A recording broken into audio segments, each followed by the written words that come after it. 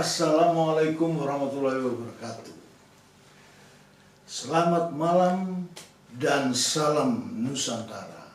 Malam ini khusus saya akan wawancara anak saya sendiri.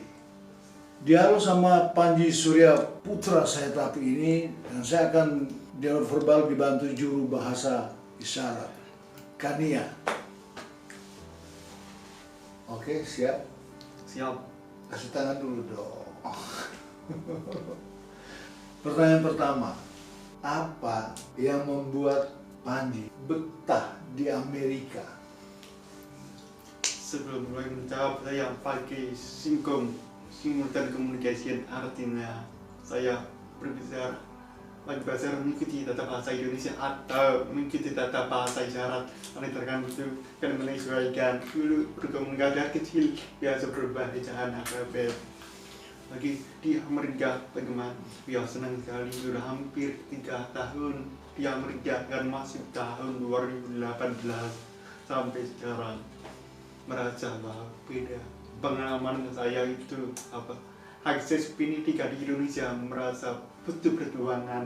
Kenapa harus menyesuaikan guru-guru karakter berbeda, apalagi sekolah umum sering kali ketinggalan karena juga beda-beda. Artinya apa? Ya harus menunggu teman-teman setelah guru ngajar selesai ketemu guru minta diulangi lagi. Nah kalau di Rochester kota Tuli dimana banyak orang-orang Tuli tinggal di sana, beda. Kenapa? Karena saya tidak harus melihat gerakan bibir dosen, enggak. Saya mengikuti suruh bahasa isyarat, mencuri bahasakan apa dosen sampaikan, ditambah ada ketik cepat namanya captioner, ketik cepat sama orang catat note taker itu catat. Tahukah kampus saya ada ribuan orang-orang Tuli atau mahasiswa Tuli, dari 5.000 mahasiswa dengar Dunia di kampus Rochester, di kampus doang. Ada orang-orang, ya. Apakah orang-orang Tuli itu apa dari Australia?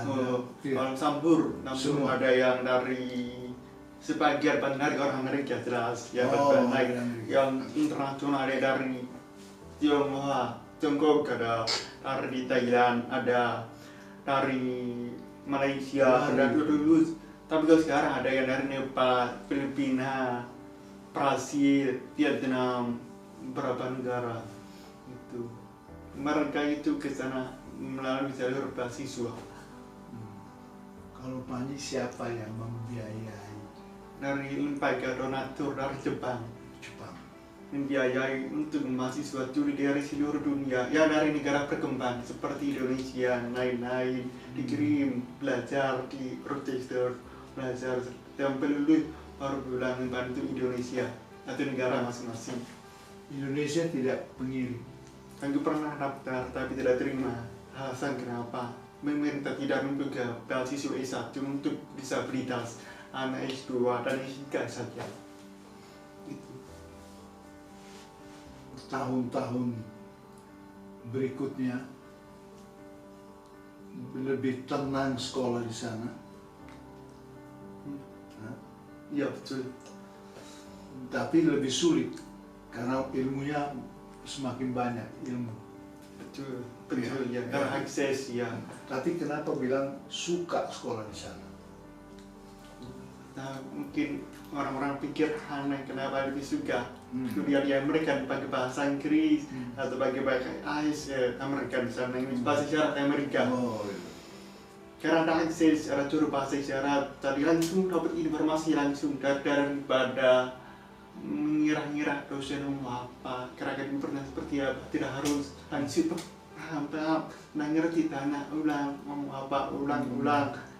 Kayak ngerti juga patah-patatan, lihat gitu. Kalau di Indonesia, karena teman ngomong apa, tunggu, ayah pada usaha perjuangan itu sedikit ketinggalan. Contoh 1 jam guru ngajar ya, penjelasan nama, kita ngomong apa, tunggu sampai selesai, tanya lagi teman-teman, penjelasan cuma 2 menit, guru ngajar 1 jam. tapi dijelaskan cuma 2 menit udah seimbang karena dia ini ketinggalan. Kalau di sana sama hanya harus tulis informasi ini sama secara ada juru bahasa isyarat ada, orang ketik cepat ada, pencatat ada, semua ada. Informasi Ya, masuk. masalah saya itu bukan masalah cara mengekspresikan. Kalau saya di sini mungkin beberapa orang paham, bisa tulisan berapa paham, tapi masa menerima informasi itu panjangkan tangan. Karena tidak semua akses contoh di TV, di sini nggak ada tagihan. Mengerti mau apa? Ini kalau bahasa isyarat kecil, kalau di Amerika 24 jam, pagi tadi 24 jam tiap hari.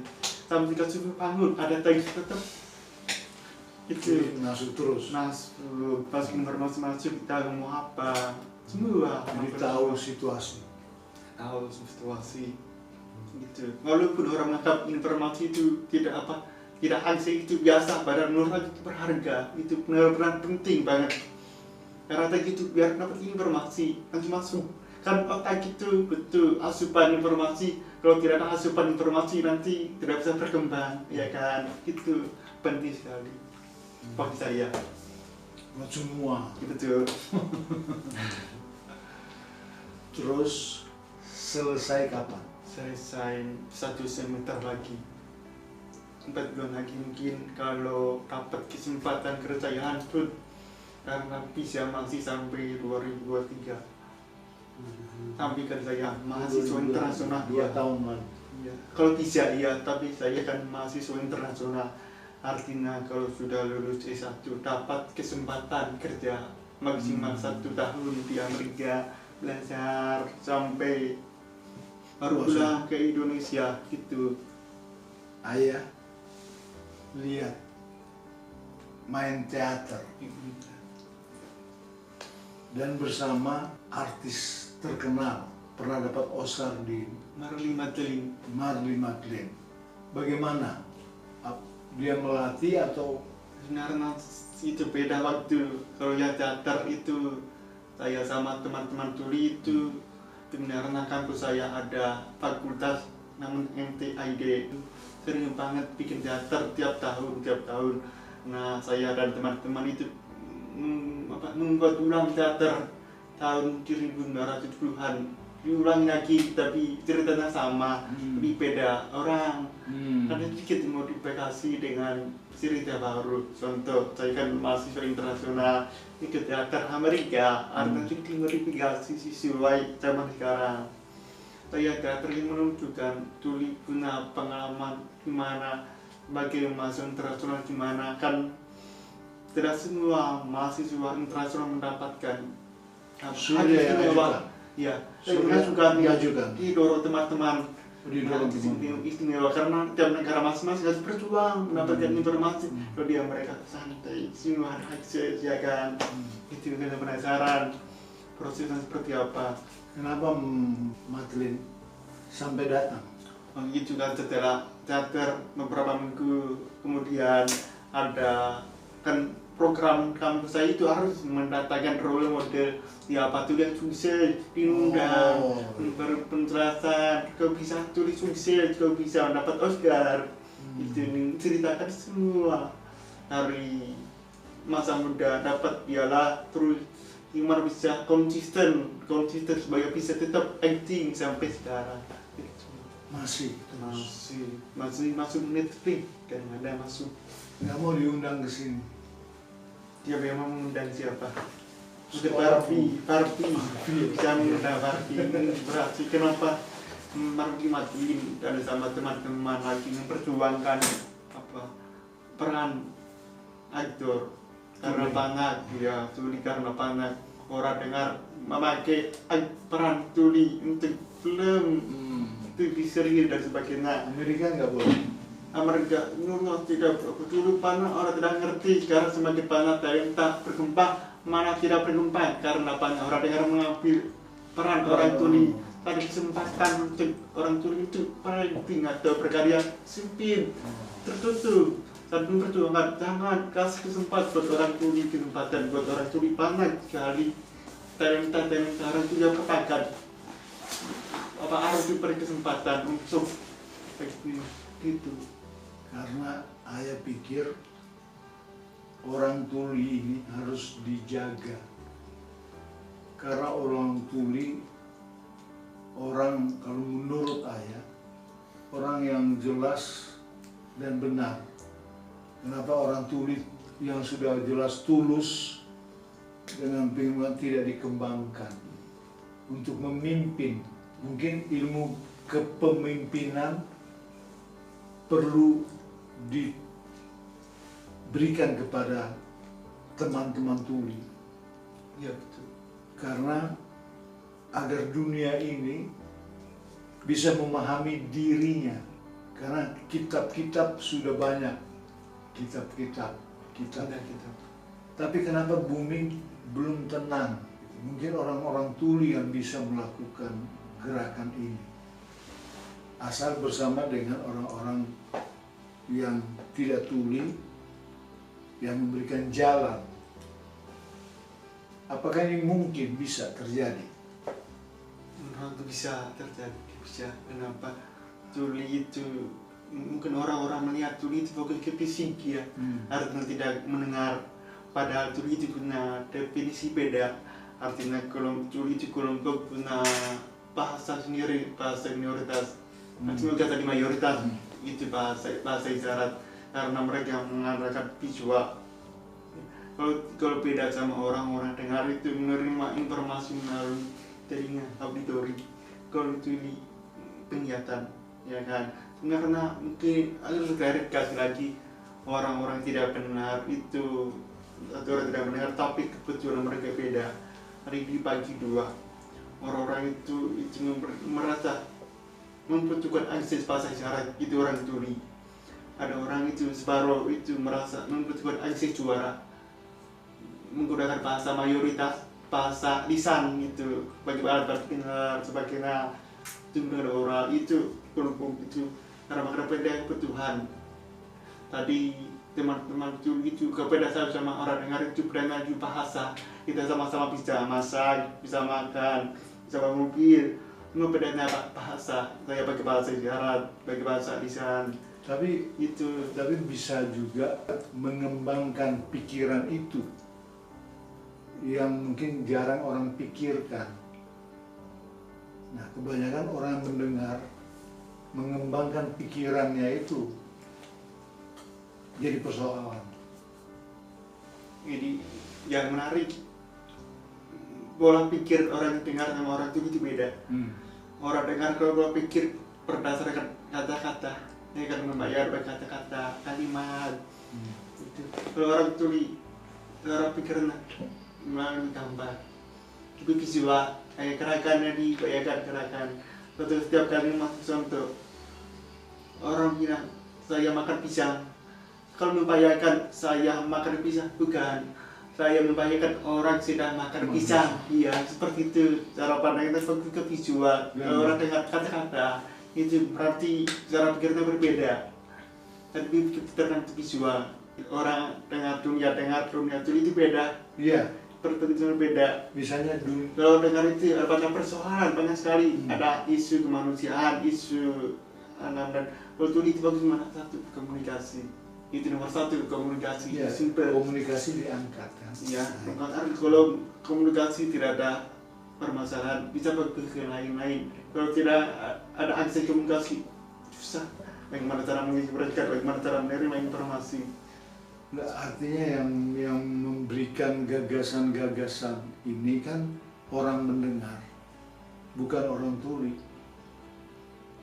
Jadi mereka mengutamakan orang dengar. Padahal tuli penting untuk melakukan sebuah peran di dalam kehidupan ini menjadi tenang, aman.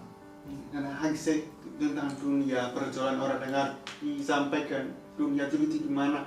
Pertama, bahasa isyarat. Yang kedua, teks bahasa Indonesia. Dan kebutuhan lainnya. Yang pertama, pendengar, orang mau belan-belan, sebagainya itu. Kalau persoalan komunikasi, oke, baru bisa mengembangkan ide-ide. Kalau tidak ada akses untuk mengembangkan ide-ide, itu penting akses bahasa isyarat. Contoh paling utama mungkin dunia ini kan butuhkan lampu ya, lampu. Kalau tidak ada orang tuli, itu tidak ada lampu. Iya betul. Thomas Alva Edison, Nah, itu dia orang tuli juga. Tadi kalau tidak ada tuli, tidak ada lampu. Artinya Tapi orang dengar dia bisa hidup juga- tidak ada lampu. Tapi tuli dia dari lahir. Baru, kata sebaru. Tidak, dia ada artinya dia berkembang. Yang kedua, telepon. Telepon itu bisa terjadi juga bisa. Dulu ada Alexander Graham Bell kalau tidak salah. Itu membuat telepon untuk bisa berkomunikasi dengan mama dan istrinya kan tuli. Tadi mereka telepon, ternyata malam tadi buat kita pakai telepon. Tapi aku dari dulu pikir ada apa AGP itu dapat mendorong orang tuli, ternyata tidak juga. Aku belajar sejarah Amerika, orangnya AGP itu karena membunuh orang tuli. Caranya gimana? Pertama dia menterikan orang tuli bisa melahirkan. Kedua orang tuli gak boleh dinikahkan, gak boleh. Ya itu nanti kayak masuk genosida. Banyak orang pikir itu orang apa gitu, ternyata salah ya. Baru tahu itu banyak secara sekali itu gak boleh orang tuli ini, gak boleh menikah, gak boleh sama. Maka sekarang kan udah beda. Tapi masih ada orang tua masih memikirkan bahwa orang tua anak tuli sesama tuli juga boleh menikah karena pasti punya anak tuli. Padahal kita sudah 50% banyak sekali apa benar dengar ada. Artinya mesti cara berpikirnya harus baru. Iya. Melihat orang tuli, tidak melihat tuli begitu saja. Supaya perkembangan manusia bisa juga dibantu oleh orang tuli. Tapi kalau kita cuma berpikir tuli adalah tidak mendengar, padahal hatinya lebih tajam, tuli itu bisa membantu orang mendengar dalam kehidupan selanjutnya ke depan. Ini cara membantu itu akses bahasa isyarat sederhana. Kalau ada akses bahasa isyarat, komunikasinya oke. Tuli dengar bisa saling support. Kalau tidak ada akses, gimana cara mengetahui dunia dengar gimana kalau tidak ada akses?